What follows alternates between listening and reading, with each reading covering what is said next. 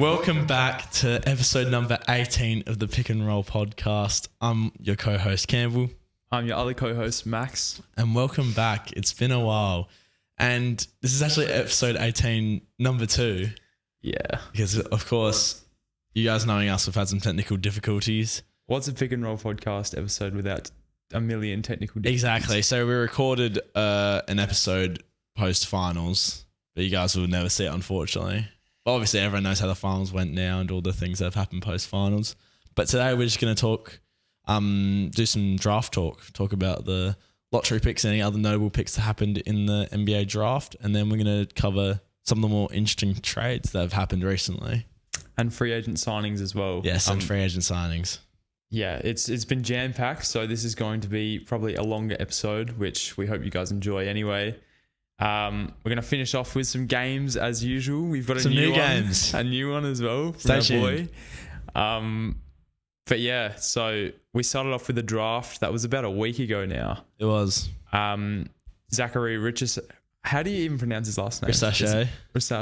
Richardson. I've always said Richardson. I don't know what it is. But that's back-to-back years. A French prospect has been drafted number 1. And the top 2 picks are both French. Top 2 picks. And many say that Alex Sarr was the best draft prospect in this entire draft class, but he didn't want to go to Atlanta in the end. Yes. He wanted to go to Washington, which was a really, interesting choice. I find that kind of strange because I feel like at the moment the Hawks are probably in a bit of a better position and they need that defensive. I understand why you wouldn't want to go to, those teams that have the lottery picks, but at the end of the day, those are the worst teams and they're going to get the lottery picks. So, but obviously, I don't know, maybe he found something with the organization he didn't really like. Yeah, I think he also might have mentioned something about getting more shots as well, which I understand as well. Even though you've got Kuzma and Jordan Poole, but I feel like he'll be valued as more of the number 1 option, maybe not the number 1 option straight out of the gate, but like a higher on the list scoring option, because of course you've got Trae Young that takes all of the shots. I understand that he'd probably want to run the offense and it's probably good for his development if he can do that sort of stuff. Yeah, it would be because he's always going to bring, his frame and defensive prowess. But it's more about developing his offensive game, becoming that, Jaren Jackson Jr. type player build. Would you say potential? Would you say that's what would you say his ceiling is? Well, I watched a little bit of him in the NBL this past year, and I'd say it's around that. That's a common comparison. Jaren Jackson Jr. You could definitely be a future DPOY. I can see that, but again, not the most offensively potent player. So I think it's important that he gets the ball rolling early on in his career, so he can build on that, so to speak. Yeah. And I always think the NBL stats that rookies get or people about to go into the draft get aren't very reflective of like how they perform in the NBA, because LaMelo Ball, I don't know if you remember his NBL stats. He did go through some injuries and didn't play too many games, but he averaged like 14 points on like 30-something% shooting. It was like it's lower scoring. It's a bad season, but he still got drafted second, and is he a 2-time All-Star at this point or a 1-time? He got the 2022 All-Star. I think it might be only one. That might be the only one. But yeah, it's like Lucas says that scoring in the NBA is easier than scoring overseas. Well, overseas it's more fundamentals, team basketball, whereas NBA you can really dominate as a singular player and put up some crazy stats. But we'll see how he goes. But anyway, back to number 1 pick, Zachary Richardson. I actually watched a mixtape of his for the first time the other day. And he had some good highlights, but I've heard that he's more of a shooter at the forward position, but most of the highlights I saw were him finishing on dunking, because it's probably the best of the best highlights. But it seems like he can get it done, and he's fast on the floor from end to end. So I don't know if the Hawks will be beneficial for his development, because this is as a whole a draft where a lot of players kind of need time, I feel like, as a weaker class, because there always are stars that emerge from draft classes no matter how weak they seem. So yeah, it's more about the development of the players. But yeah, what was your initial reaction when the Hawks took him? Well, it was sort of like everyone predicted that it was going to happen. Everyone knew that Alex wasn't going number 1, but wasn't going to go number one, but I think it makes definitely more sense to draft him than say like Reed Shepherd, who went third, or really anyone in the top 10 at the time. But so it was sort of, I feel like most people predicted that it would happen. I don't know really, I'm not going to lie. I don't know anything about him really at all. I can't wait to watch him. Because I feel like the ceiling is there with a lot of these players. Like you said, I feel like give it 10 years and people in this draft would have drafted based on ceilings more than how they can produce at the moment. I know there's this one prospect. I keep forgetting his name, but he. For who? Let me get the top 10 up. He's a big man and he moves a lot like a dude on the Bucks. Donovan Clingan? No. He moves like a dude on the Bucks. He moves like a dude on the Bucks. Yeah. No. I'm not gonna say he will become this dude I'm talking about on the Bucks, but he moves. Brook Lopez? Yes. No. So you're saying he's got a stiff back. Speaking of, I want to ask you just quickly about the 21st pick. It was you guys, right? Or was it 22nd? 23rd, I think. 23rd, okay. AJ Johnson. What do you think about him?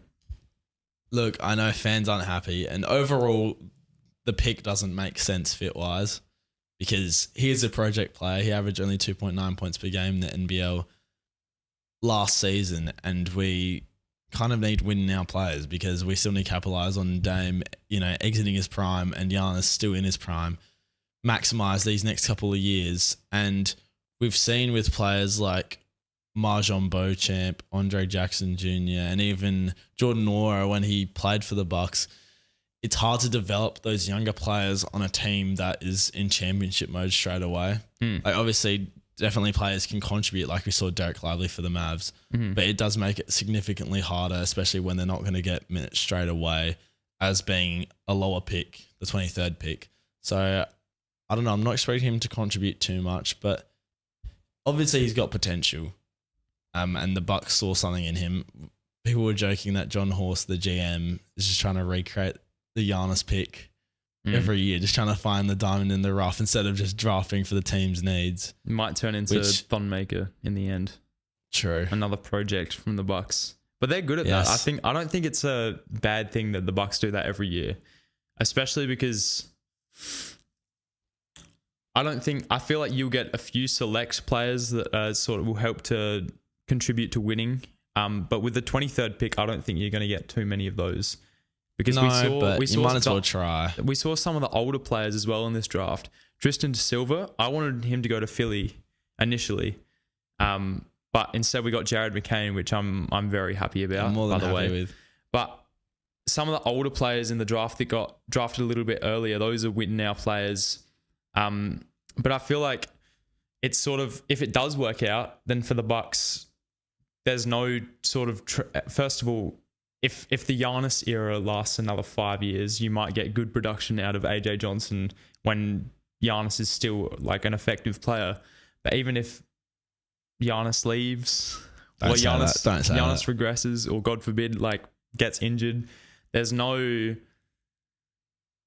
less of a transition period where you're going to be a really bad team like we see it at the moment with the Wizards, who, I mean, now they've got a really good player, but there's just a few years, like the Trailblazers, for a few years they're going to be the worst team in the league. Correct. I feel like if you get AJ Johnson and he turns out, then you sort of avoid that. And I think now is the time to draft someone like that so they can progress enough when Giannis. I'd just rather go all in and do everything possible to try and win a championship in the next couple of years, because obviously it's going to be harder with the Celtics, with the Thunder making moves, which we'll talk about. So that's what I would have preferred. We need an athletic big, preferably, or forward with defensive prowess, because that's what we were lacking last year. They just didn't cater to those needs, and a lot of fans weren't happy about that. But at the end of the day, AJ Johnson as a person, as a player, I like and respect a lot, because we always look out for our NBL players when they make it to the NBA. So I have a lot of respect for him, and I saw him play in the NBL this past season, So I have a lot of respect for him in that aspect. And you saw him getting drafted from the stands. It was a cool moment. Cool. I wish him all the best. Obviously, he's on my team, so I hope he does well. Mm-hmm. But at the end of the day, it's a pick that right now presents more negatives than positives, unfortunately. Mm-hmm. Yeah. He didn't play a lot last year, and they say it was a lack of strength and defensive prowess, which is what we need. Which is what you need. Yeah, I know. That's why. But you never know. We could look back on this in episode 200 and he's an all-star. So yeah. You never know. What about you and Jared McCain? How are you feeling about that pick? I'm actually very happy about it. Knowing the moves that we've made, I think everything in Philly has sort of fallen into place a little bit because we could do with a power forward sort of player, which we could have gotten. I feel like De Silva could have played a few forward minutes, but we're not going to get that with Jared McCain. But I feel like he's got great upside. I mean, people have been looking at him for years as being like a lottery pick. He wasn't a lottery pick probably going into last year, but he's risen up the boards. He sort of studies Jalen Brunson. He says Seth Curry is his NBA like player comparison at the moment, which I think we need. Because Seth Curry did play for the Sixers and he was very effective for us. He was very good. And also, they reckon that Buddy Hield's going to leave to the Warriors. Sign and trade. Yeah. Which would be good. So that means that you can replace him as a shooter. Yeah. Obviously, won't have the same impact straight away. Even though Buddy Hield did not have an impact for us last year. But you know what I mean? Like, as a veteran player. I wonder who we back. could get for them because I think like there's no way we'd get a Kuminga. There's no chance. He's got too much upside. So I would be really interested. Draymond. We need a forward. The money wouldn't work. We need a forward. Because I think at the moment we've got Kelly Oubre as the power forward and he's not big body enough. He's probably not good enough. But I'm glad that we got I'm going too far into free agency, but I'm just going to say I'm glad we got Drummond because that fixes all our rebounding problems as well. And Drummond's an amazing rebounder. I saw a stat. That's his only role nowadays. Yeah. He's top 4. Big penguin. He's top 4 per minute rebounding of all time. I'm pretty sure it was. But no, I love Jared McCain. I think he's just an intelligent guard who'll replace Kyle Lowry, who was good for us. And I think the upside there, and I think the floor is actually quite high as well. I think he'll be effective no matter what. So, well, if you can shoot, you can shoot. Yeah, I mean that's not really a skill that. And if you're smart, you're smart as Correct. well. Smart intelligence is very important in the NBA. So. And he can dance. He can dance. There's TikTok dances everywhere. I just hope it doesn't distract our organization whatsoever. He's not dancing on the bench or something. But some celebrations would be cool. Yeah. No, but I'm very happy with the pick. Back to what I was saying about Giannis, the pick that reminded me of Giannis. It was another French prospect who's called Tidjane Salon. Oh, the one for the Hornets. Mm-hmm. I can't say I've seen any vision of him playing. He's got an insane wingspan. He can't handle the ball. He's very raw at the moment. But yeah, and people were upset that he was drafted to the Hornets because he is so raw, and they just thought the Hornets will kill his potential. Did you see Which could happen. The new coach, the video that came about the new coach? No, I didn't. It was like their first training back, and you know that video of Mike Brown last year for the Kings when he was running along the floor. Yes, it looked exactly like that.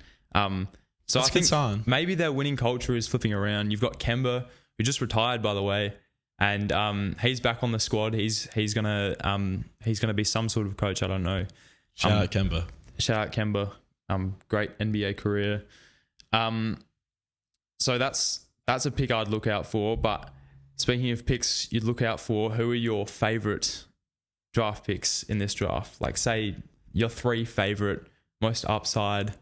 And also you can like suit it to the team that they went to, whether the team that they went to maximize. Yeah, okay. So the first one that just popped into my head was, I forgot his first name. Where'd he go? No, it's Connect 4. for the Lakers. Dalton. I thought it was Dalton, but I didn't want to say the wrong name. Steele at the 17th pick. Yeah, that's what I thought. Steele, a player who can impact now, and he's got a sick nickname. Connect Four. Oh, that's nasty. That's up there. That's nasty. And it's not like a fan created nickname. It's one that he's literally placed onto himself, choosing it's number like 4. PG-13. Yeah. But yeah, a player that is a good shooter, can impact immediately, and was a steal. It'd be stupid for the Lakers not to take him there, that position, and they've done well in that aspect. They love a white boy in LA, the next Austin Reeves. Yes. They always turn out well. Yeah. So I like that pick. I also liked Jared McCain for the Sixers. I think brings shooting, brings immediate impact and upsize, especially when paired with a trade that we'll talk about later. No spoilers. I'm sure everyone watching this knows, but a trade? Oh, signing. Yeah. And what else I like? I like Alex Sarr. That is biased because I spent the past year watching him play. I think he's got real upside and real defensive ability, which is just, I don't know, mouth-watering to me at the moment. As a Bucks fan, we're lacking that. So I'm just real appreciative of the defensive work rate. And who else am I viewing as good upside? I don't know. That was all that popped out to me immediately. Okay. Anyone you'd like to add to that list that you... Well, I'll give my 3. I will try to avoid the top few because I think they're all good picks and I think they'll work out well enough on their teams. I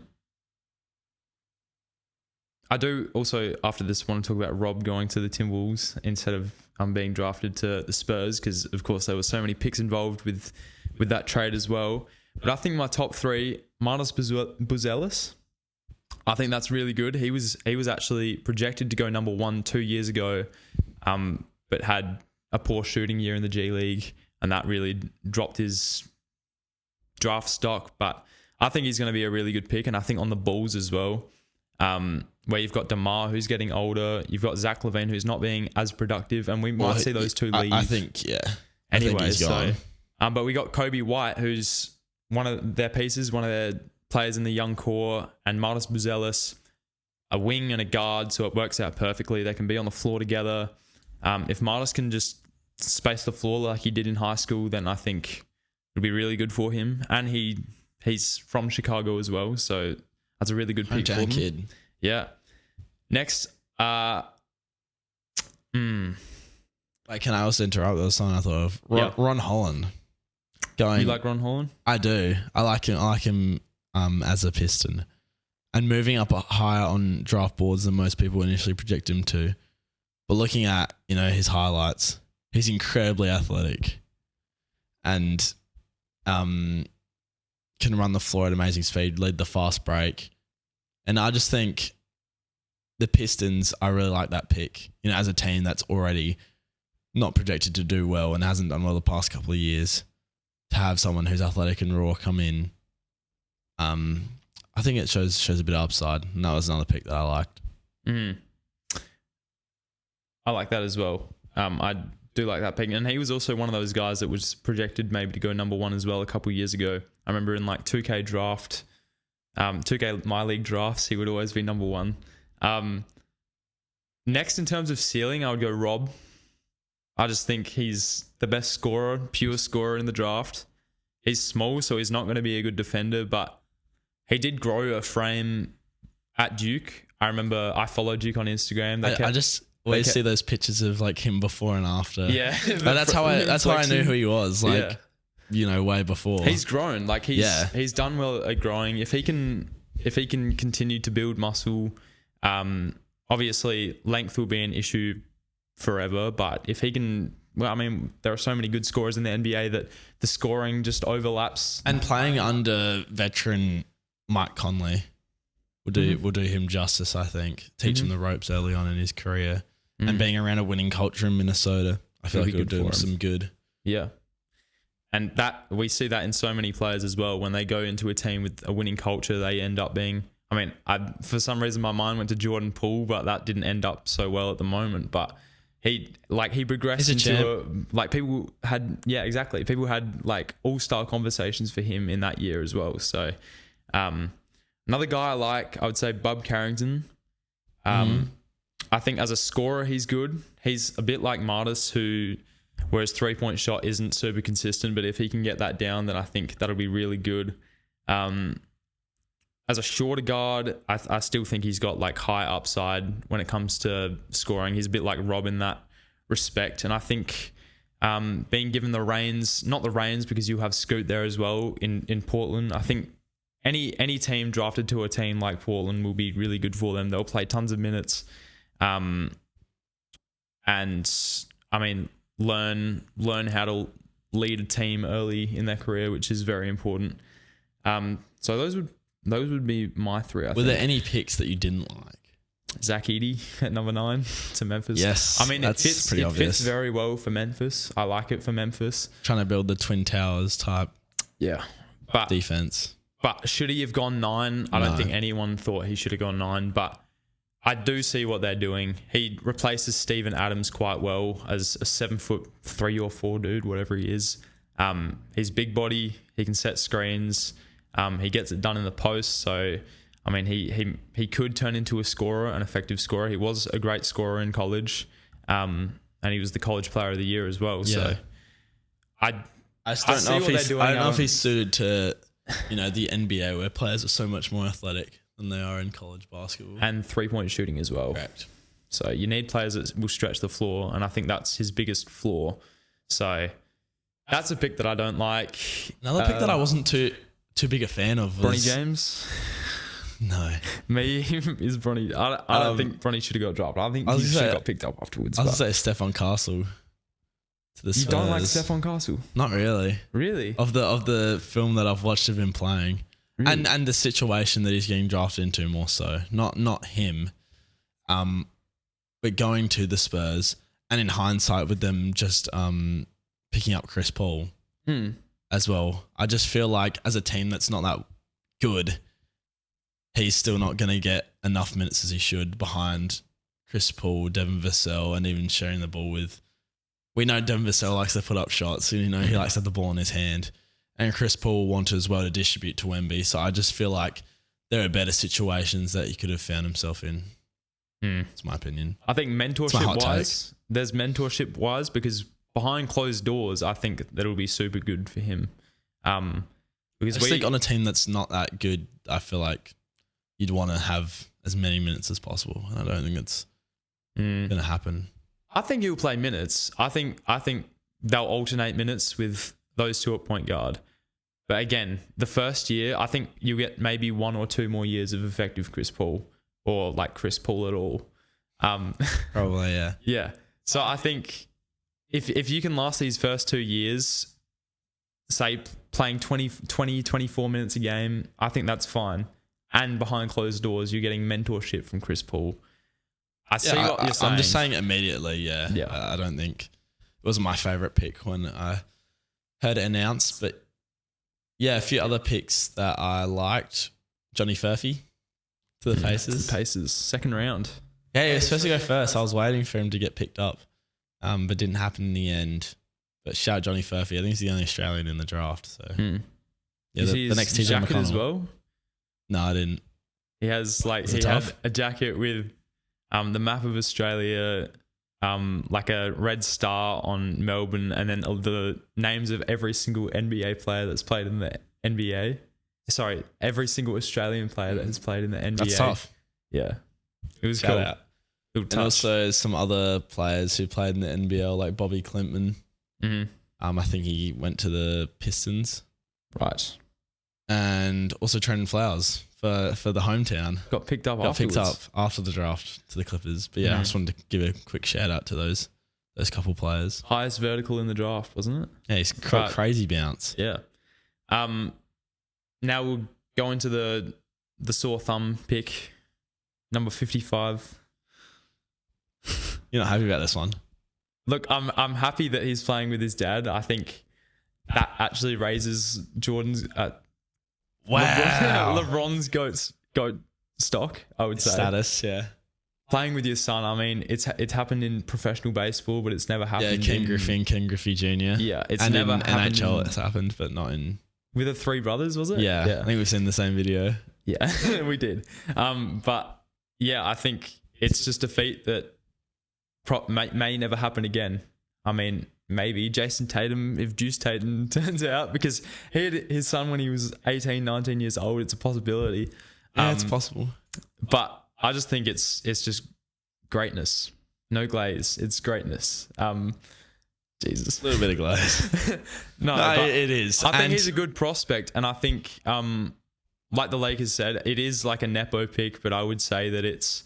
I feel like Bronny still has upside. People compared him to... Well, he compared himself, and people compare him to Davion Mitchell, who's who's a good NBA player as well. Yeah, and people are turning their nose up at that comparison, but I feel like those are casuals that don't actually realise how good of a defender Davion Mitchell really is and how much he brings.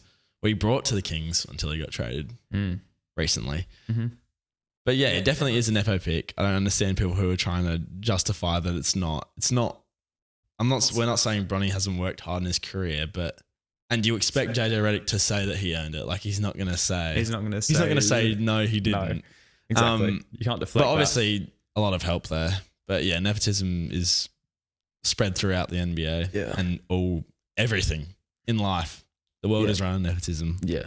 He got signed to a 4-year, $7 million contract as well. Correct, 7.9. Which is crazy. He's going to be in the NBA for 4 years. Maybe not on a roster all those years, but he will be on the roster. They expect him to play J-League.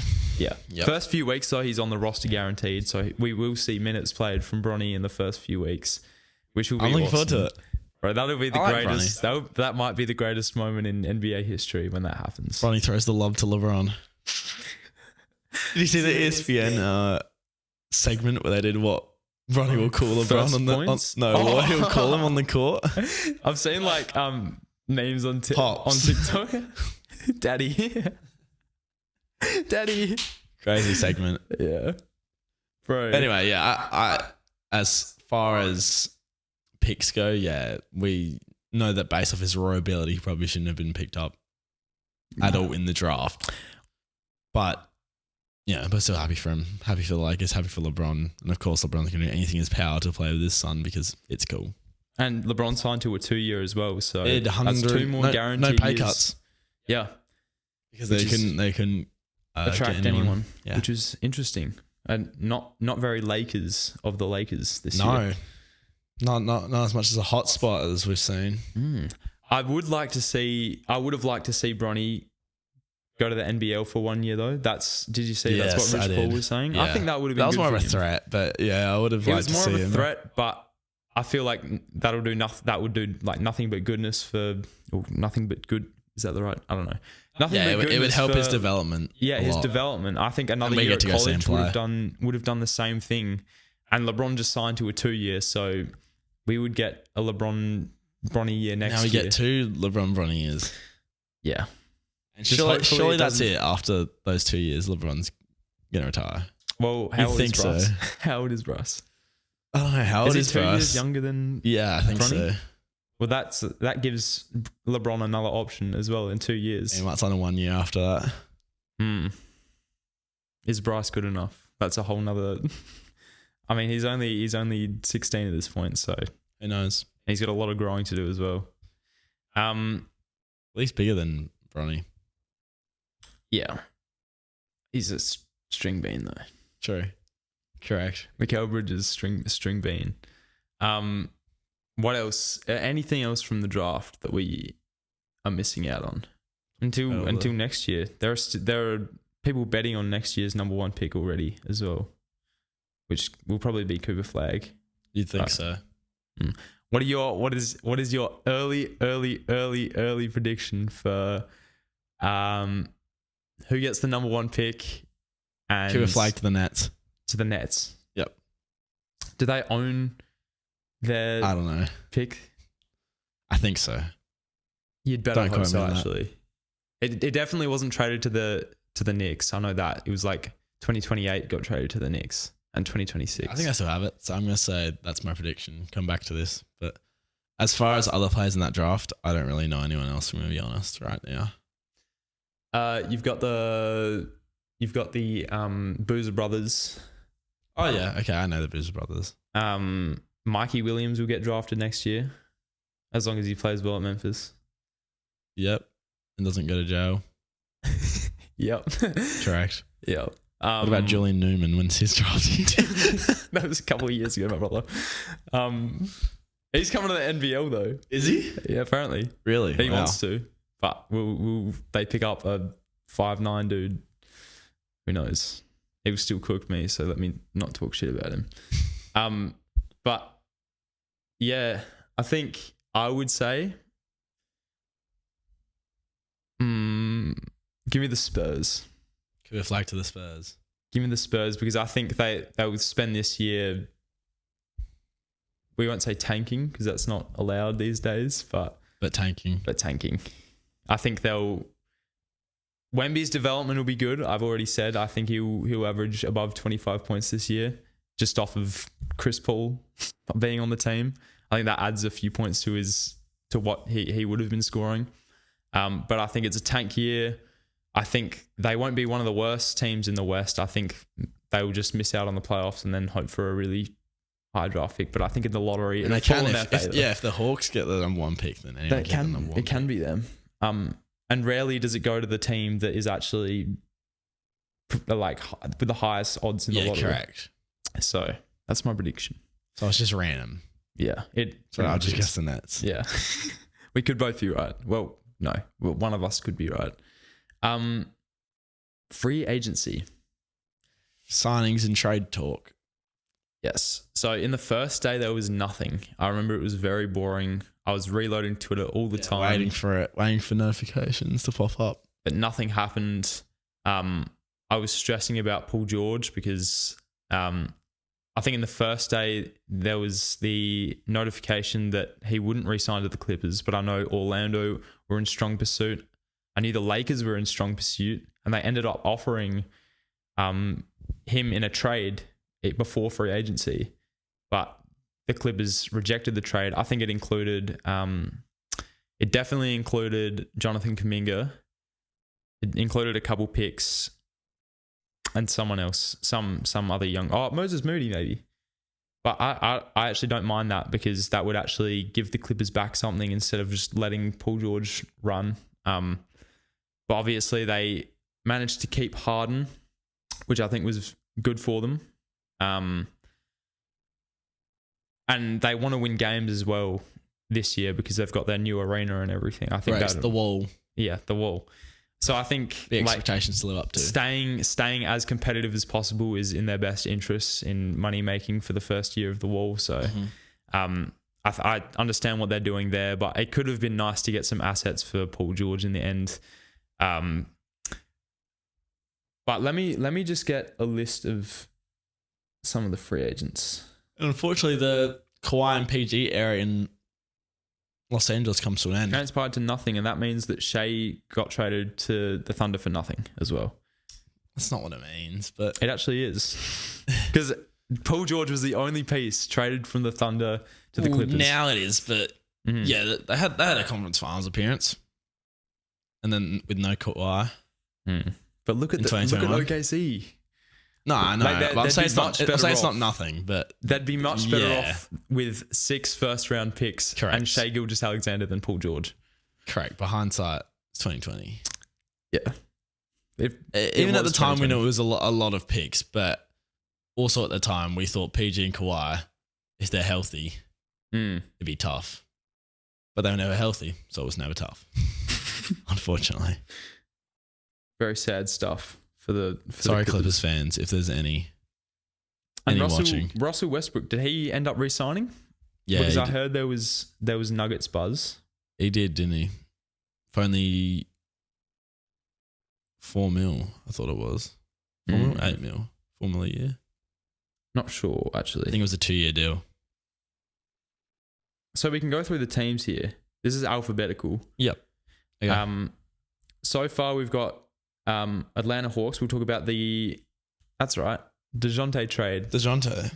Yeah, so they got rid of DeJounte Murray and got back Larry Nance Jr., Dyson Daniels, and a few picks, I believe, as well. Yes. I don't know exactly what the picks were. I think it might have been a first, which is a bit of a fleecing in my opinion. Well, not a flex, but we called this. We said that one of them was gone. DeJounte Trae. Yeah. I thought it would be Trae. And I'm pretty sure one of us, I don't know if it was me or you, but we said the Pelicans. It was me. You. It was me, but I said Ingram. It'd be for Ingram. Yes, correct. But it was not for Ingram. Which means that the Pelicans have done well there. But they threw in a first, so I don't like it as much. But Larry Nance is older. His value's gone down. The bounce is not there like it used to be. No. But Dyson Daniels... Obviously, we like Dyson Daniels, and his potential is still untapped, and he's a good on-ball defender. Mm-hmm. Very good. But yeah, the first... They had to do it. You know, you're not getting away with just those two for DeJounte Murray. But in terms of the Pelicans, how do you like this trade? For the Pelicans, I don't really like it. You don't like it? No. Because I think it doesn't really fix their problem. If they don't get rid of Ingram, it doesn't really fix their problem. I don't think DeJounte is good enough as a distributor to sort of balance the three-headed monster that they've got. I think if they had like a pass-first dude, then it would have been, but he's very much still wants to score. I don't think he's not a very efficient scorer. Can't shoot very well from three. I mean, he can get it done in some games, but he's not a consistent three-point shooter. So I think the Pelicans still need floor spacing there. And I think when you've got three dudes who want the ball in their hands to score, it just never works out. In history, it has never worked out. Yeah, that's true. So I don't like it as much. If they had got rid of Ingram, then I would have liked it. But seeing they've got Ingram on the team, even though he's an all-star, you just feel like it's a bit cramped. Like there's a few. Yeah, there's not enough. There's not enough obvious direction on how they'll run the offense. I think defensively they'll be really good. I like them defensively. Yeah. But I don't think offensively they've got what it takes to contend with what they've got at the moment. If they do end up making a Brandon Ingram move, then I will like it. But at the moment, there's still plenty time, of course. They've got a whole year, so. But at the moment, I do not like it for them as much. I think they're marginally better, but I don't think they're good enough. Yeah. But on the Hawks' perspective, I do like what they've done. Honestly, they get a first out of it, which is very important for them, especially when, I mean, they do sort of have direction now. So they didn't have direction, but they do get a first out of this. But Dyson Daniels, I think, fixes their defensive problems off the bench, because I think he's, as a pure defender, I think he's a better defender than DeJounte Murray, especially give it 3 years and he will be a premier guard defender as long as his offense sort of keeps up and he stays in the NBA. But Larry Nance, I think, is a money sort of asset. I think it'll be good because he's a good defender as well. But I think they have to fix that defensive hole that they had, Atlanta. So I think they have won this trade in totality. Yeah, and then with the addition of Rissachet, I think that their off-season has been quite good for them, making them better.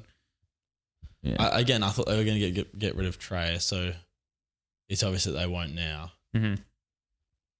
So, but it's still a bit strange, because where do you see the ceiling be for this team? Because they're not gonna be in the couple worst teams in the league, and even with these additions, I don't see them being higher than the play-in, arguably. So it's like they're kind of still in that limbo mode that they've been in for the past couple of years. But I still like it, because you're right. They've got to have some sense of direction. Now they do have some sense of direction. Yeah, I mean, they've got one of the best point guards in the league, especially scoring wise. Yeah, Dyson Daniels. Yes, and Trae Young. So everyone just forgets how good Trae Young is, and I think his effectiveness wasn't maximized with DeJounte on the floor, because he didn't know who was going to facilitate any given play, because DeJounte wanted the ball in his hands. But now direction. Like I said, I've said this multiple times. I don't like a 2-guard, like a 2 ball dominant guard. Gee, I've worded that really poorly, but one of one them needs to compromise. Yeah. Like there needs to be a pure shooter and a facilitator. Yeah, the example that comes to mind, Luka and Kyrie. Obviously, Kyrie doesn't handle the ball as much now, and that they reap the benefits of that. But if both players want to handle the ball the same amount, such as, let's give an example, Westbrook on the Rockets, kind of. Like in that way, it doesn't work as well as the initial potential of both players by themselves suggests. With a wing or someone. Yeah. Yeah. Or someone that can play pick and roll with, like, you can't, as a ball dominant guard, you can't really have a 2-man game with the other guard because it just doesn't work like that. But next we got Boston's offseason so far. I don't think they needed to make a change at all because they're the best team in the league by far. Correct. But they do re-sign Luke Cornett. The Eclipse. Neemias Queta. Jason Tatum agrees to the biggest contract in NBA history. Yes, 5-year max massive. extension. I think it's like $60 million per year or something like that over 5. Xavier Tillman. I like that one. Yeah. We like that one. Derek White agrees to a 4-year extension. Where are they getting all this money from? Investigate them. I mean, they've drafted well. If you draft well, then you don't need to worry about. Also, they're shelling out coins. Yeah. But they've had no additions or departures, and I think it'll probably stay that way. Yeah, you'd have to keep it that way. Jason Tatum, I saw like a thing on TikTok where it was like Jason Tatum is making, I don't want to say what, I forgot what it is, like $20 like every second just existing. So that's crazy. Imagine if we did that. Yeah. One can imagine. But that's like Lionel Messi. Or was it Ronaldo? Who's getting paid more at the moment? Ronaldo. Yeah. He's getting paid like $1 million every day or some shit like that. Nearly. Yeah, Pretty it's like much. if they see like $10 on the ground, it's not even worth picking it up. Just keep walking. It might be nice. Next we got Brooklyn. They've added Bojan Bogdanovic. I actually had no idea that happened. Yeah. Of course, because he was in the trade Knicks. with Mikal Bridges. So he joins the team along with a bunch of picks, and the departure is Mikal Bridges. Yeah, is this enough to say that the Nets are going to tank? I think it's too early to say that. Well, first of all, Bojan's averaging 25 points per game next year because he's like that. Okay. But mark that down. Don't mark that down. That was a joke. We need to have you seen on TNT how they have like the wall of like post notes and they put like their hot takes on there. Yeah, we need that. We actually do. That's a good idea. But they re-signed. This is what's confusing me a little bit. They did re-sign Nicholas Claxton. Yes. Which I honestly thought that he would be moved in this offseason to a team that really needs him. Yeah, in terms of if that's the direction they were heading in. Yeah, if they wanted to fully, but he's still young, so I understand why they would resign. Yeah, I can see a world where they keep him and they still have a high chance of obviously getting in the lottery. Yeah. Just dark days. You might not enjoy playing for Brooklyn next year. No. I don't think it's going to be very tantalizing basketball to watch. Tantalizing, I love that. But Cam Thomas will now be the certified scorer on that team because Mikal did take a lot of shots from Cam last year, but I think he'll get the shots. Ben Simmons is still rumored to be dealt this offseason. Yes. They've still got so many young pieces. They've got Lonnie Walker as well, who's a young piece. He's still got a lot of potential. And did you see what he does. He said? How old he is he? said something. I forgot what he said. How old is Lonnie Walker? Lonnie Walker he's 25. Okay. So he's not young, but I was going to say he could be anywhere between 23 and 28 and I probably wouldn't bat an eye. But he did say something. I forgot. I think he said you guys haven't seen anything yet. Yeah, something like that. I saw it somewhere. Year 6, the best is yet to come. So could be. I'm not discounting that yet. But yeah, Ben Simmons probably going to be dealt. Hope so. Dennis Schroeder will still be on the team, so I think they'll still win games, but they won't be a top 8 seed. No, not a chance. Even though the East is very top heavy, so there's always a chance actually. So can't write them off, but we're writing them off. Yeah, put it on the post-it note wall. Well, now you've got to count them off because you've predicted them as the number 1. Yeah, pick. I know. I have. Yeah. That's my early prediction. So that's what has happened for them. Charlotte. Obviously, they drafted, and like we talked about before. Yeah, and Josh Green as well.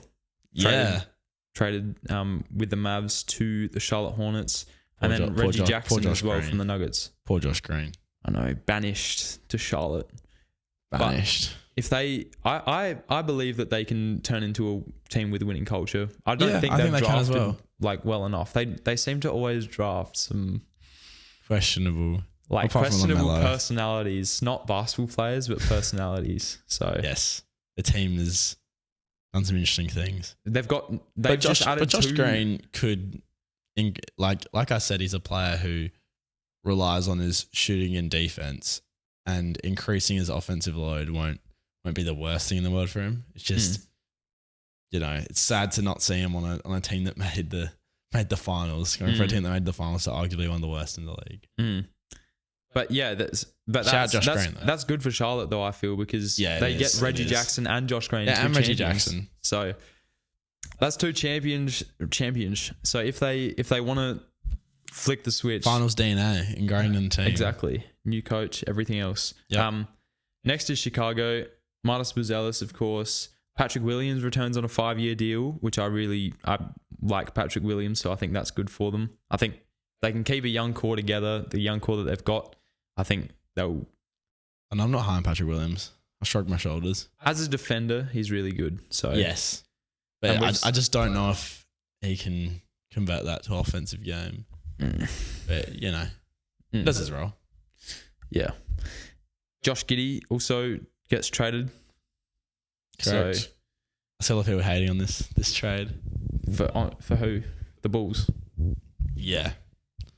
But in terms of Giddey, definitely had a down year last year in terms of off the court, obviously, and on the court as well. His numbers went down.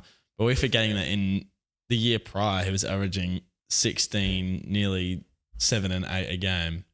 And had multiple triple doubles. And even the season past, we saw when Shea didn't play, he picked up his offensive game. And we know that he is often described as having no bag, but he still scores, and he can score. That efficiency is always going to be lacking, and the 3-point shooting isn't quite there yet. But if he's ever going to get those points of his game going, it's going to be now.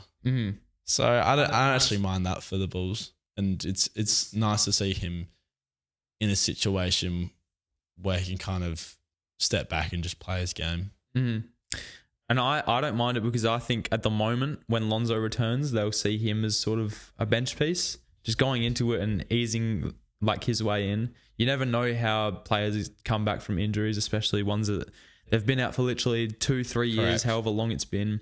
So I think adding Josh Giddey as sort of a stability piece, sort of, but also with upside, because he does. He's got potential. He's got all-star upside.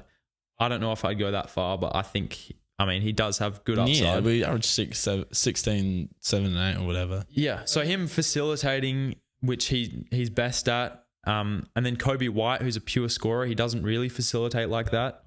He has had 10 plus assist games, wizard. But the slob wizard. I think he's a great passer. You can say what you want about him, but he's a great passer. He is. So I think that'll optimize Kobe White as well, I think, as a passer. So I don't think it's it's a bad trade per se for the Bulls. I think it'll end up being okay.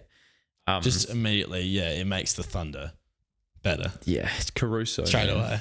That is nuts. The best defensive team in the league, I would probably go as far as saying. Yeah, well, you were high on the Thunder defense in the season past, and they've upgraded. So it's looking pretty scary. It's ridiculous. Without Josh Giddey on the floor, it's ridiculous. You think now that they're all young players and they've had a taste of a, deep-ish playoff run, they're going to come back hungry, and they've revitalized their team. So it's pretty scary, I think. They also get Jalen Smith, which is cool. That's cool. I like Jalen Smith. Yeah. I like it as well. I think another guy that's young and good. I think they've done well converting their team from older to... Well, not really. They do keep their older pieces, but they've added more young pieces, which I think is really important. And it will be interesting to see what they do with DeMar DeRozan and Zach LaVine. I think at least one of them is bound to go this offseason. That's my prediction at least. That's my prediction. But I don't know if he's valuable enough. That's what I was saying. I don't know if teams are willing to pay what he would want. But I think if the Bulls had their choice, they'd rather get rid of him quicker than DeMar. I'd agree with that as well. But we'll see what happens. Yeah. Cleveland is next, and that's Donovan re-signing. I did not see that coming. I thought he was gone. I think I already said we've this. discussed this. Yeah, we're saying, where's he going to go to? Because there's no way he's staying. Did not see him re-signing, but looks like they signed up for another... Orlando could have used him. Another first-round exit. I don't know if Orlando... Yeah. I'm joking. I don't know if Orlando even tried to get him, but I think he would have fit like a glove on Orlando personally. But I actually want to see how much he got paid. $150 million, which will keep him for 4 or 5 years. 5 years. Yeah. So pretty good. That is really good for him. Well, is it good for him? Well, he seems to want to stay, so I guess it is. So he's going to be a Cav for the foreseeable future, which is cool. And that's the only move that they made. The Mavs got Quentin Grimes, which I think is like... I don't know why the Pistons threw in Quentin Grimes because he's such a promising young piece as well. But I think that does nothing but good for the Dallas Mavericks. Yes. Having another young player that could blossom into another really good scorer on your team, especially with Kyrie getting older, that's going to be really important for the Dallas Mavericks. What did the Pistons get back, or did he just sign? No, it was in the Tim Hardaway Jr. trade. True. So Tim Hardaway for 3 future second round picks. Tim Hardaway Jr. and 3 future second round picks to Detroit for Quentin Grimes. That's a win by the Mavericks. I think it is, especially that's your boy Tim Hardaway. After he sold me. He sold By you the way, $10. you guys didn't hear it, but yeah, Tim Hardaway, because the last episode didn't come out. I lost a total of $70 that week from bets with my friends because I was that close in so many areas. I got 10. I got 10 off Tim Hardaway. So yeah, it was to score 10. Oh no, was it score 15 or 10? Score 10 and he scored 0. In game 3, he scored 0. The next game he comes out and scores 15. Yeah, after not playing in the second game. That's how they get you. That's how they get. Well, he certainly. Well, now he probably will average about 15 points on Detroit. Legit. But I don't think it's bad for Detroit either. I don't mind it. Yeah, it's more scoring. You got a spark plug, so yeah, I don't mind it. But I feel like if I was in Detroit, I prefer to keep Quentin. Agreed. But they also get Najee Marshall, which is cool as well. I do like that for the Mavericks, especially when you lose. When you lose Derek Jones Jr. and Josh Green, both really good perimeter defenders. So adding a perimeter defender sort of fixes that gap a little bit. Even though I think it was a bit of a mistake. Not offering Derek Jones Jr. the amount of money that he wanted, because he did go to the Clippers in the end, who could use him. But I think it would have been really good if they re-signed him. But they did also get Klay Thompson. Huge move. Which is, yeah.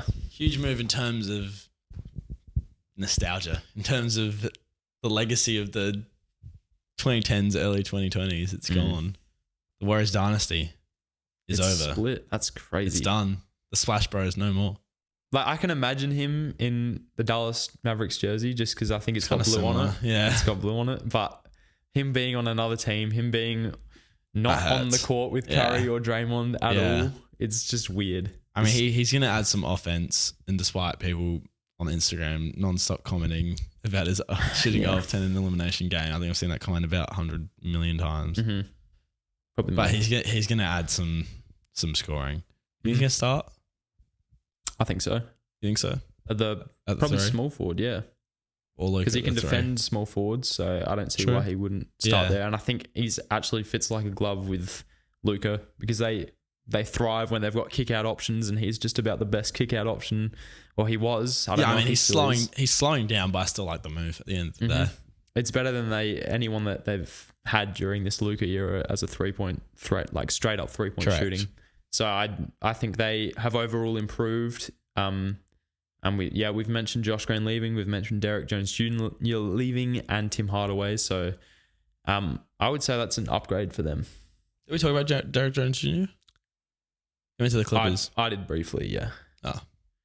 But yeah, he went to the Clippers. Yeah. I said it was a bit of a mistake, but they got Najee Marshall back as a defender. Oh, true. You did say that. Yeah.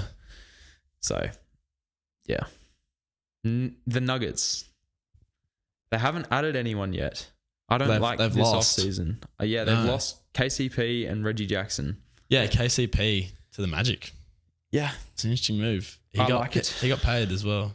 I like it. I think... about $22 million a year. The Orlando Magic they just need shooters. That's all they need at the moment. Well, not all they need, but it's probably their most important hole. But also, I don't know, the Magic, that shooting guard, small forward spot, they've got a lot of players that fit into that category. But I still like the move, but I just think, someone's going to get cut out of the rotation sooner or later. And I think they still got players that they'd want to develop and want to give minutes. So I don't know how they'll spread it around. But I still do like the move. And they needed a shooter and they got a shooter. So you can't really complain that much. Mm-hmm. And championship. And Chris, yeah. 2-time champion. Yeah. Actually. And they got De Silva as well, who's a 3-point shooter, small forward. So there you go. But I think Orlando needed wings. I think they've got their forwards, they've got their centers. They don't have any really good guards. Suggs is a good guard, but I don't know. Maybe they need to strengthen their guard position. But I think just any shooting wing is very important for them. Defensively as well, because KCP is an outstanding defender. And the Orlando Magic are already one of the best defensive teams in the league. So that adds as well. And when you got to compete against Boston and OKC, you got to do what you can, and that's building defensive prowess over anything, I would say. So to stop those guys. So next we got Detroit. That's 5 years for Cade Cunningham. That's an extension. I like that. I like it too. Tobias Harris is gone from Philly, and he goes to Detroit. That was one of the greatest days of my life. Yeah, why are you celebrating that hard, bro? Because I don't like Tobias Harris. It's been vocal this entire last year, so I'm just glad that he's gone. I like Tobias. I'm sure he's a great person, and I don't I almost just said I don't bag him publicly, but this is me bagging him publicly. This is public. But I didn't like him as a player who we were paying $40 million to. Correct. So I'm glad he's gone. And he'll get a lot of touches in Detroit. He'll score. He'll score. And he got paid. He got paid enough. Yeah. Which is good. Yeah. Yeah. Like he didn't get undervalued is what I'm saying. Yeah. So it's a win-win, I feel. Mm-hmm. I think Philly is not a great place for players that underperform. He was underperforming. So Ben Simmons, in his prime, pretty much shouted out of Philadelphia. So yeah.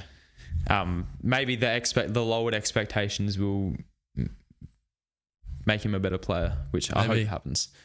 James Wiseman leaves. He played for Detroit, didn't he? Yeah, he's back. He's going back. He's back. In the early days. Yep. And now he's back. So good for him. James Wiseman is gone. Quentin Grimes is gone. So James Wiseman, to the Pacers, wasn't it? I like that for the Pacers because he's 23 years old, bro. He's still got potential. He's 23 and people have counted him out. Yeah, I just don't know how viable it is that he can definitely be a solid role player and contributor, but he's not going to be, that second overall pick that he was. It's a replacement for Jalen Smith. Yeah, correct. And as far as that goes, I think it's good. It's good. Exactly. It's a second overall pick he was drafted there for a reason. Still got time. Yeah. Golden State Warriors. DeAnthony Melton agreed to 1 year. I like that. You sad? You sad about that? Not really. He didn't really play for us in this last year. Yeah, I like Anthony Melton. Solid defender and shooter off the bench. Mm-hmm. Obviously, with them losing Clay, they need to do something in that kind of category. Mm-hmm. So I like that for the Warriors. You need another defender next to Curry, so Correct. I think that's good for them. They also get Carl Anderson. Slow-mo. I don't know what the Warriors are doing, to be honest. I don't know. I don't think they're like in contention anymore, to be honest. I mean, with Curry, you can't really count him out, but they just don't have, unless Kuminga continues to progress, which is not out of the picture. You just don't see that team blossoming into. No, and I think they know that, and they're in like hot water at the moment. I think they're trying to figure stuff out, and they're trying to add pieces that will make them marginally better, but there's nothing that they can do to bring in like a major free agent. I mean, there was the Chris Paul talks, and Paul George at one point. Sorry, that's Chris Paul George. Oh yeah, well Chris Paul left. Yeah. So yeah, they get rid of Chris Paul and Klay Thompson. So just a bit of an age. So yeah, I don't know what direction they're heading in. I like that they've changed directions though, because I don't. Well, they had to, because they were just regressing. Yeah. They had to change something. So that'll be interesting. Next, we got Houston, who just their core is so young, and they will continue to progress that it's so interesting. I can't really wait to see what they turn out to look like. Father Jalen Green, you get to see another year of that. Yeah. Reed Shepherd, the addition of Reed Shepherd. Like, that's great an awesome shooter. That's an awesome pick. That's a great addition for them. They re-sign Aaron Holiday on a 2-year deal, and AJ Griffin gets traded from the Atlanta Hawks to the Rockets. So he's a shooting forward. So he's a great defender as well. That's like one of the most valuable archetypes in basketball. So that's really good for them. And no departures so far. No. So they're just building. I don't know who's on the board for them to leave, but and how they ended the season last year, promising. High potential. Mm-hmm. Indiana is next, and they re-sign Pascal Siakam for 4 years on a huge deal. And Obi Toppin also resigns, and they also get James Wiseman, but lose Jalen Smith. So they've basically all they've done is kept and get James Wiseman as a replacement. What's the number on Siakam's deal? It was pretty hefty, $189.5 million for 4 years. So $45 odd million. So that's more than Donovan Mitchell. Yeah. Which I think he deserves. I think him and Tyrese Halliburton, that experiment actually did really well. They want to keep him. Yeah. So it's fair enough that he got paid. Mm-hmm. Is he better than Donovan Mitchell? No. But I see why he got paid that much. Inflation and that. Yeah. The Clippers, they get to keep James Harden on 2 years. After that, who knows what he's going to do? And he's regressed every single year of his career since he left Houston. So it'll be interesting how he does in 2 years. Again, I think they just want to stay in the playoffs while they've got the whole arena building stuff going on. They get Nicholas Batum, but they lose Paul George and Mason Plumlee because he goes to the Suns. Nick Batum, fourth quarter. There's a reason why he's in. There's a reason why he's in. And the way he ended the playoffs, in that series against the Knicks, it shows that he's definitely still a valuable asset. Yeah. Even in his older age. Mm-hmm. So I don't mind that for the Clippers, but obviously they did get worse. Obviously, there's no way around that, losing Paul George. But yeah, I think you're right in the aspect that they want to stay competitive with the new arena, new wall, new redesign, whole thing. Because if they flop, it's just not a good look for the whole redesign, all the money, all the time, all the effort put into that. No one's going to want to go to a Clippers game. Yeah. But I think it is also good for them because I think Paul George, they weren't sure at times whether he wasn't sure whether he was the second option or the third option at times. And I think sort of being put in Philly where he knows and everyone knows that he's going to be the third option behind Embiid and Maxey, I think that does nothing but good for him. And like the most important thing for teams, well, one of the most important things for teams is like a sense of direction and knowing who the first option is, who the second option is. At the moment, it's Kawhi Leonard. Next, it's James Harden. So now they know that, and I think that's nothing but beneficial for James as well, because he knows that he needs to score now as well. Yeah, it could be a situation like we were talking about with the Pelicans right now, in terms of there's a lot of players when they're all on the floor together that need to score or want to score. And when no one really compromises or adjusts their role, then it turns into a bit of a mess at some points. Yeah. So maybe this will be beneficial in terms of their overall team basketball, but again, just losing a player like Paul George. For nothing as well. Like for nothing. So, for no value. It's tough. Yeah. The Lakers. Lakers. Los Angeles Lakers. Who's your favorite player? LeBron James. LeBron James. Shout Mbappe. Shout Mbappe. Shout everyone watching the Euros right now.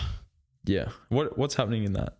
It's the quarterfinals right now. Are England still in? Yes, they're versing Switzerland in the quarterfinals. I saw that ridiculous goal from Bellingham. It's nuts, bro. The head kick.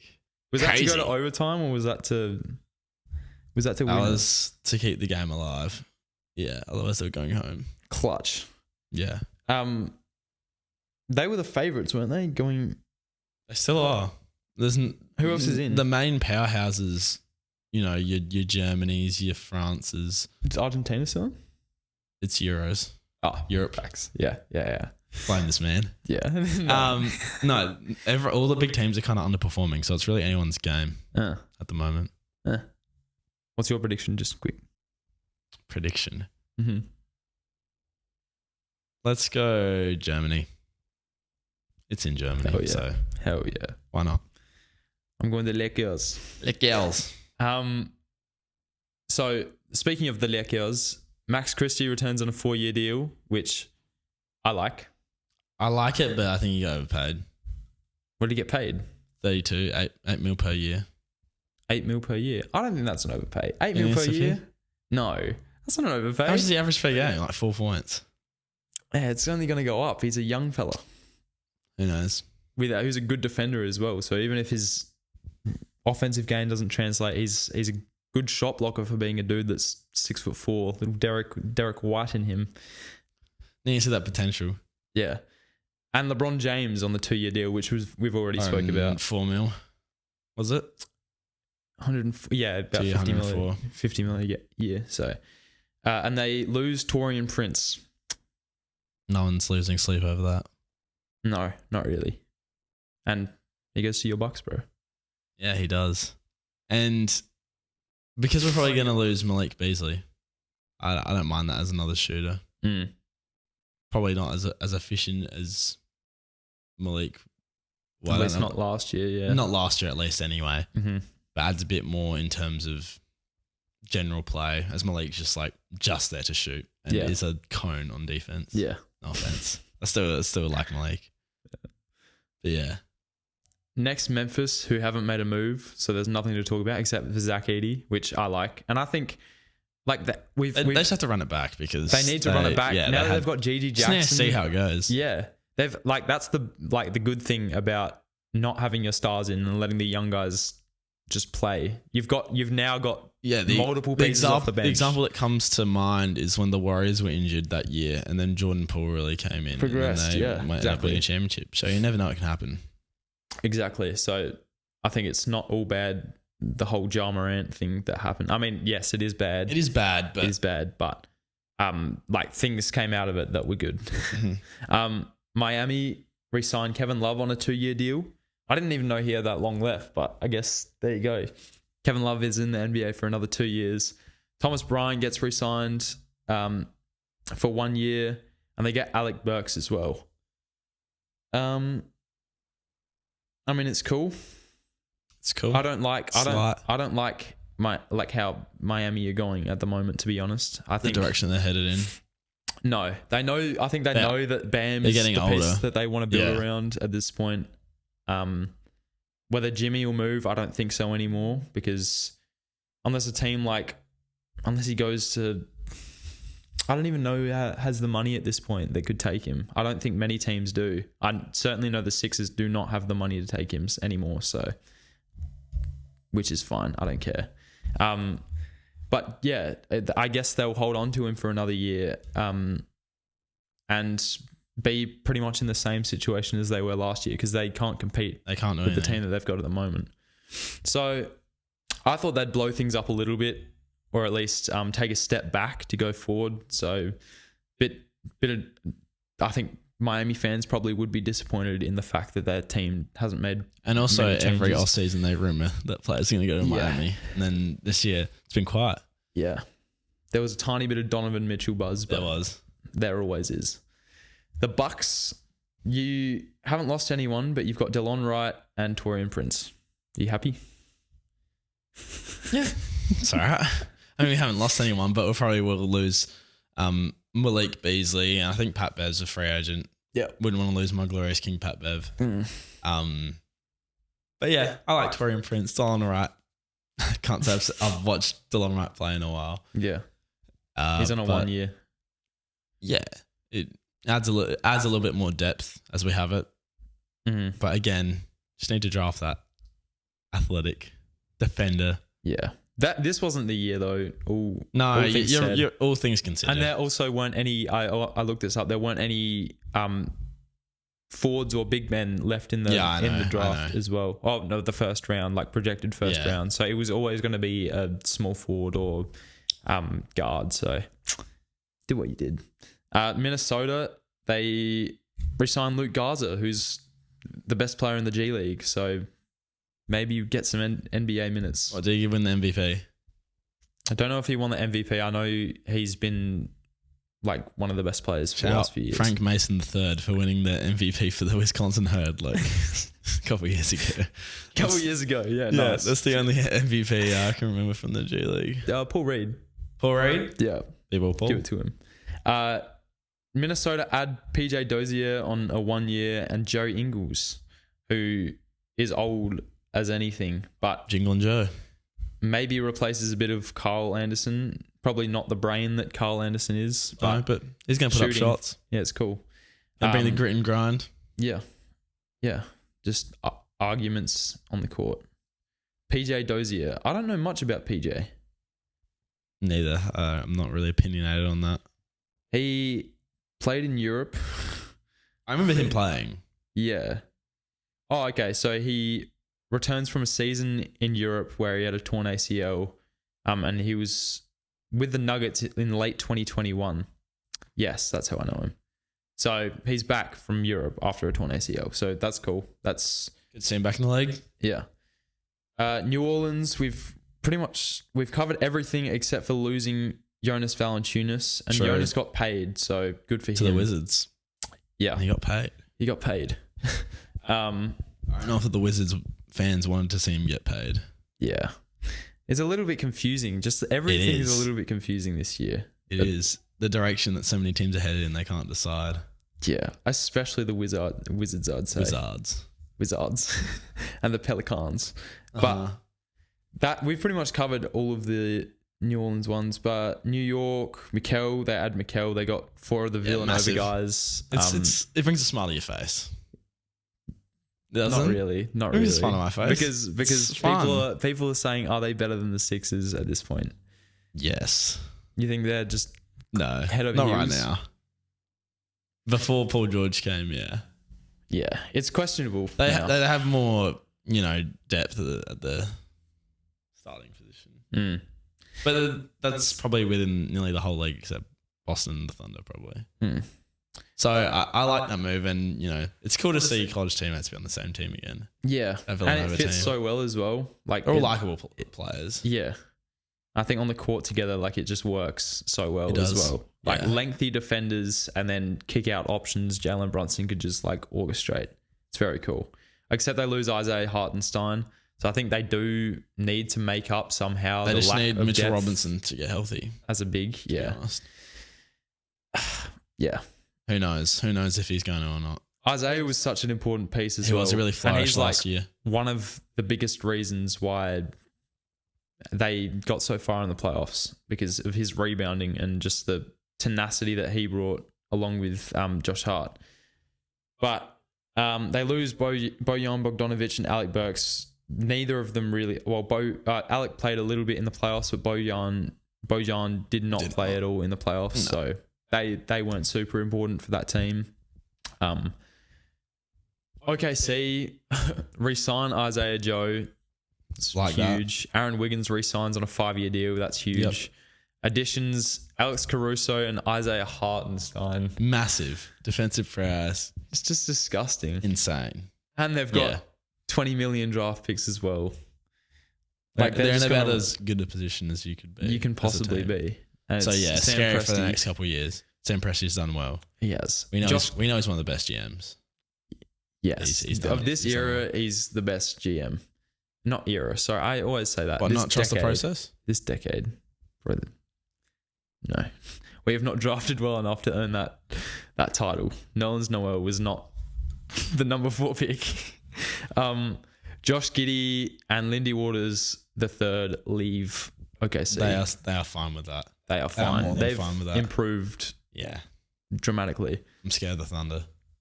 The whole league is. Boston is scared of the Thunder at this point, I reckon. If it's, way too early prediction, Boston and the Thunder in the finals. Yeah. You think? Nuggets not way too early. It's like the off season hasn't finished, so I don't know. True. Correct. I can't bring myself to make a prediction. Orlando, they've actually had a big off season. They re-signed Goga Bitadze. Gary Harris they re-signed, so they keep another shooter. Jonathan Isaac, the best wing defender in the entire league. Mo Wagner returns on a 2-year deal, so that's good enough. Good for you. There were questions whether he would leave. I think Nuggets were rumoured to get him, but he's obviously stayed. Yeah, they got to keep Franz happy. Yeah. Another it's like Thanasis. Mo's good. Mo's good. And Thanasis is good. Come on, man. KCP is an addition, and Joe Ingles is their only loss. So I think so far it's been good. Yeah. I probably expect them to make some more moves. Probably. Then we got my Sixers. Re-signing Tyrese Maxey for 5 years. Massive. Kelly Oubre for 2 years. Good. Yeah, it's good.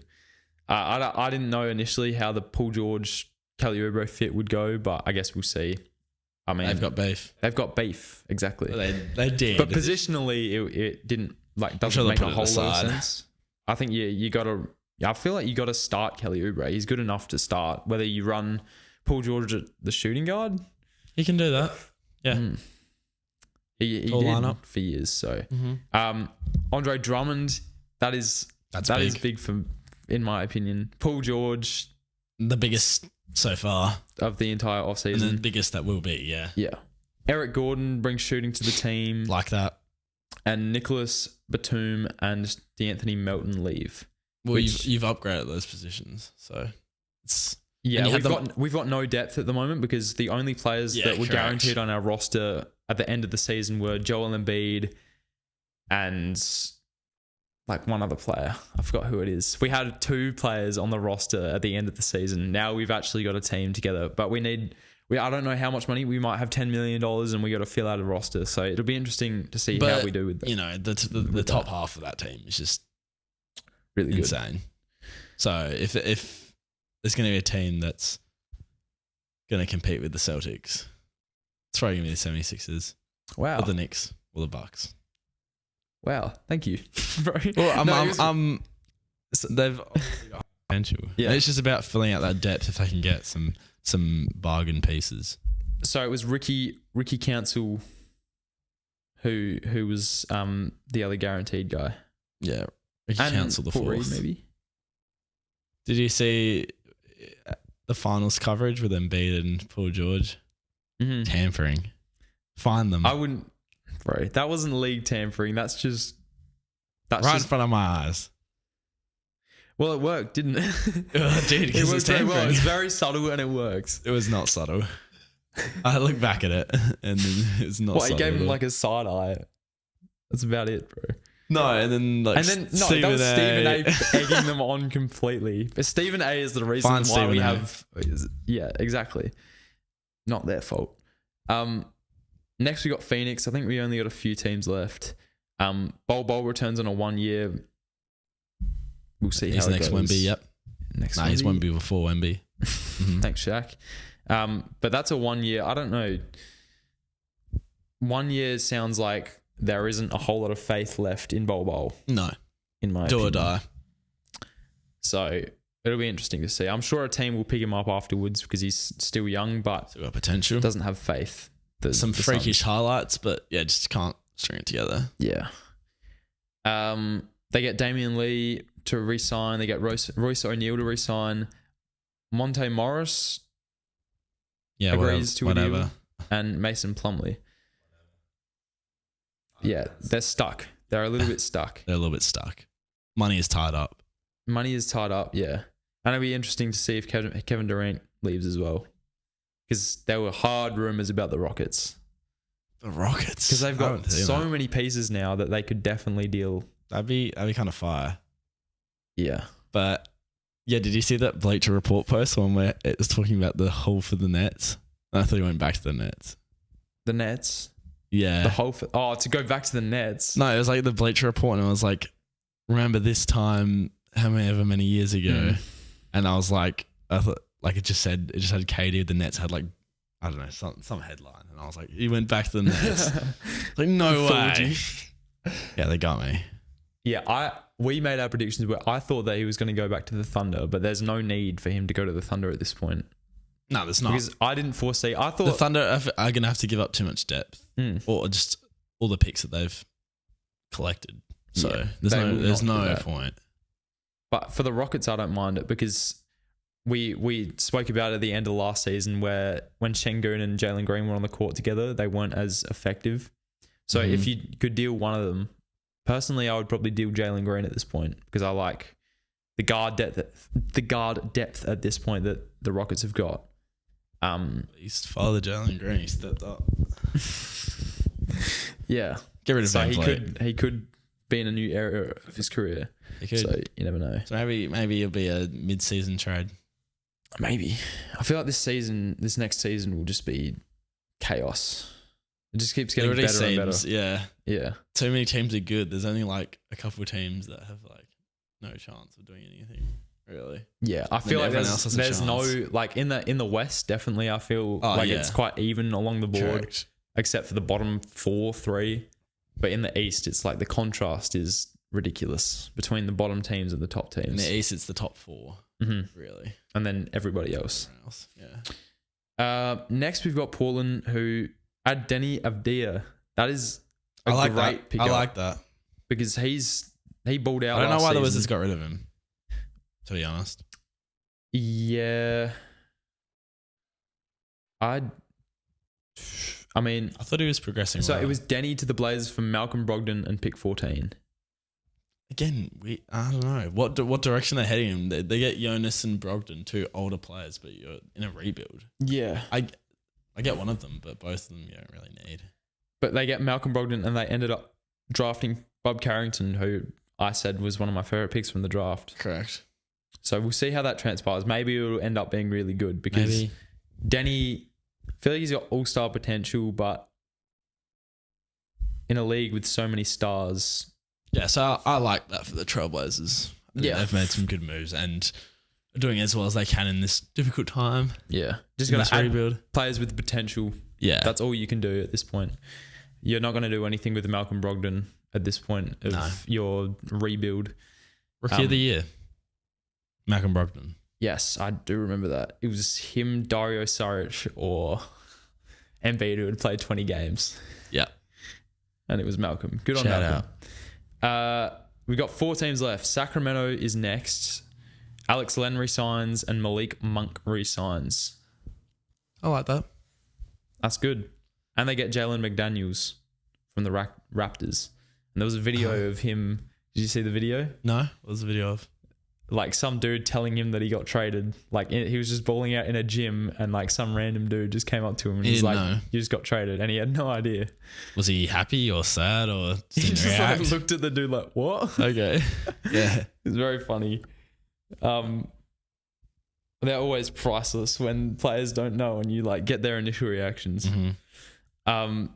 But Davion Mitchell leaves. He goes to the Raptors. Again, we were saying before, Davion Mitchell, High on Davion Mitchell. Yeah. On the Raptors, that's cool as well. I feel like the Raptors' young core is very exciting at the moment. Mm-hmm. And then Sasha Vezenkov That's probably right. departs via trade with the Raptors. I don't know if he got any minutes last year, but he was included in that package for Jalen McDaniels. Yeah. So if Jalen can be anything like his brother, that is a great signing. San Antonio, of course, Chris Paul. And I think that just does nothing but good for them. In terms of leadership and obviously passing ability to Wemby, which is a major point of not concern, but frustration at points last year. So it just maximizes. Yeah, it maximizes Wemby's ability, which is what you're going to do because of the potential he's shown. It's just whether, hopefully we can get a similar Chris Paul to what, even with the Warriors last year, like if they can. Yeah, as long as he doesn't regress too much. Yeah. But still, the playmaking ability doesn't really fade that much as time goes on, I feel like. Yeah. Spurs, that's very cool. I like that a lot. I think they've got now 3 very useful scorers and a veteran that can supply wisdom, which is really good. They're doing well. I'm glad they didn't go into a quick rebuild because there are teams in history who have gotten a super promising first overall pick and have just jumped straight into free agency trying to pick up big players and make big trades. They could have picked up Trae Young. Exactly. I still wanted that to happen. Yeah. I'm going to be honest. But I feel like in terms of building a team, it makes more sense. You definitely want to go slowly. And with the leadership aspects as well. Yeah. Through the draft and getting old players as well to pair up with them. I like that. Toronto re-signed Scotty Barnes to a huge 5-year extension. So that's their certified franchise player at this point. Yep. Emmanuel quickly returns on a 5-year deal. Love that. Garrett Temple for 1 year. Shout out Garrett Temple. Vet. Good on you, Garrett Temple. That's another year. Davion Mitchell and Sasha. So we just talked about that. And Jalen leaves. So like you were saying, their young core is shaping up very nicely. Really nicely. Give it a couple of years. And they're flying under the radar at the moment. But in a couple of years, definitely could see them pop up and when those players feel their potential. Mm-hmm. So that leaves us with Utah and Washington. Utah re-signed no one. They add Drew Eubanks. Drew Eubanks. Which is cool. He's actually was really good last year for the Suns. He was. He's got the most sneaky athleticism I've ever seen. He does not look like he's athletic at all. He can punch it. Yeah. And he gets up quick as well. Yeah. It's freaky. The no shooting sleeves, no leg sleeves archetype of player. He's a creative player, 69 overall with max vertical jump. That's cool. I like Drew as well. That's another Spurs prospect. Anyone who comes out of San Antonio ends up having a decent career. Quote him on that. Literally, I think. You're going to go through every Spurs. Yeah. And they lose Chris Dunn and Omar Yurtseven. So he was waived. And then Chris Dunn goes to the Clippers in free agency. We also didn't talk about Kevin Porter Jr. We didn't. Who did he go to again? The Clippers. Yeah. They lost Josh Primo, so they had to get someone back. Cut that. Similar archetype. Similar archetype. Bro. No, I don't know. Obviously, he's done some dodgy things, but in terms of actual playing ability alone, will he help them win games? Maybe. He deserves to be in the league, but based off his playing ability. Does he deserve to be in the league? No, but if Miles Bridges is in the league, then Kevin Porter Jr. can be in the league. That's the precedent they've set, so. Yeah. And then Jonte Porter will never play in the league ever again. It's what the NBA cares about. Money. Yeah, unfortunately. Money. Capitalism. Yeah. Nasty. That's how it is. I do like it. I like it in terms of he's a really good player, and I really, really liked him when he first came into the league. His first 3 years, I would pick him up every single year in league drafts, ESPN fantasy drafts, because I was so high on him. I still think he's got more to prove, but yeah, I remember when the Bucks selected him but traded him immediately To the Cavs. To the Cavs. And now I remember I was frustrated because I didn't want to. Like, I wish we actually picked him. He's got the greatest dunk in high school history. He does. The behind the back It's like the other poster. day. That was ridiculous. Insane. Did we talk about Fontecchio? Did he leave? Well, I know. Yeah, he the did, Jazz. didn't he?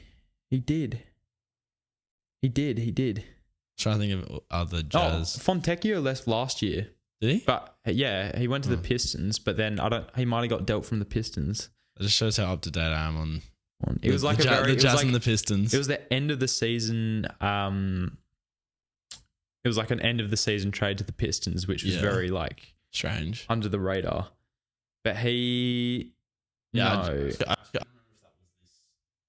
that was last year. So no, he extends. No, yeah, Pistons extend qualifying offer to Italian small forward. So he got an extension. Okay, yeah, there was something. Yeah. That's what I was confused about as well. I was like, oh, something happened. So there you go. Fontecchio extends with the Pistons. Nice. The Pistons have built out like a deep enough roster. Like it's a deep roster, and if you got those back end guys developing, then I'd like really like it. Mm-hmm. And Cade's still got so much to prove as well. Exactly. Jalen Duren. I love Jalen Duren. They've just got so many pieces. No, we've just spoken about Toronto. We're still in the Jazz. The Wizards. The Wizards are last. They re-signed Richaun Holmes to pair with Valanciunas and Alex Sarr. I like Richaun Holmes. I think he brings a lot of grit to teams. I would have liked him to win a chip last year because he would have gotten a ring if the Dallas Mavericks won. Yep. But yeah, Richaun, his development throughout the years has been so good because I remember in Philadelphia he was just this very raw dude and there was no real direction for him. I think he was a very risky pick. He was in the second round, but he was like risky whether he should get drafted or not. And then he turned into a double-double and literally averaged a double-double on the Kings. He plays his role. He fills up the boards, fills up the points. Yeah. That's what you need. And brings energy. Like the most aggressive dunks I've ever seen. The Valanciunas is interesting. Yeah. Just again, the direction they're taking. It's interesting. It is. Maybe they need someone to rebound all the bricks from Kyle Kuzma. Wow. That's legit. It might be like that. That would have been one of their biggest flaws last year because they were one of the, they might have been the worst rebounding team. Rebounding teams because of field goal. They would have been the worst field goal percentage team, and because of that, no. Maybe they weren't good enough rebounding for the amount of times they missed. Yeah, okay. So I think maybe that adds to it. So I was half joking when I said that. But losing Denny and adding Alex Sarr, I mean, I feel like you could have kept Denny, but you did get Bub Carrington. So if Bub Carrington turns out, then this is actually a really good free agency period off season for the Washington Wizards so far. Yeah, that's about all we've got for free agency stuff. I do want to see who is left. Yeah, who's the best? The tracker. Free agent that's still left. Still up for grabs. So this isn't full. This isn't updated. Because OG re-signed, didn't he? He did. Yes. Yeah, OG re-signed. Carl Anderson re-signed, but Thanasis is on the board. Did Thanasis re-sign? I don't know. I haven't seen it. Precious Achua. I don't know if don't think he resigned. Mo Bamba went to the Clippers. You see, this isn't like what I just read out wasn't finished. Like that whole list that I just read out. Yeah, Mo Bamba went to the Clippers. Yeah, it wasn't finished because Mo Bamba Clippers. Amani Bates is still up in the air. Mm-hmm. Sadiq Bey went somewhere, didn't he? Nothing massive. I don't know. Why is this so not up to date? Inaccurate. So the best free agents remaining are Malik Beasley, Patrick Beverley, Sadiq Bey, Miles Bridges, DeMar DeRozan, Spencer Dinwiddie, Markel Fultz, Tyus Jones. Yeah, my boy. Luke Kennard, Kyle Lowry. There are some good fill-out pieces. Nothing major. Lonnie Walker as well. Sorry, I forgot to mention that. I actually didn't know that. The 76ers need to pick up some of those players. We actually do, and I think we will. Who would you like? I'd like to re-sign Kyle Lowry. Yep. Who else?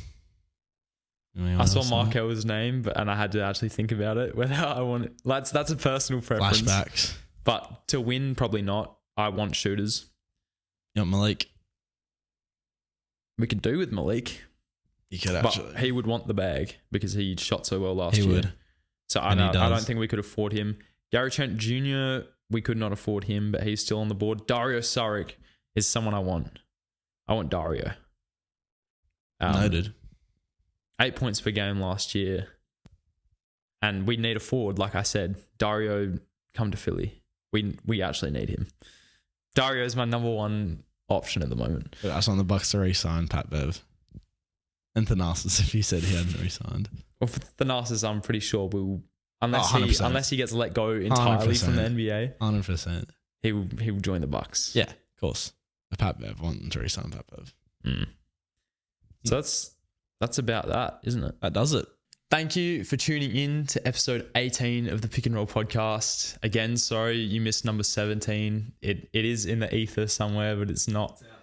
It's on his computer, but it's nowhere else. So it happens. Just trust us. And this is episode 18.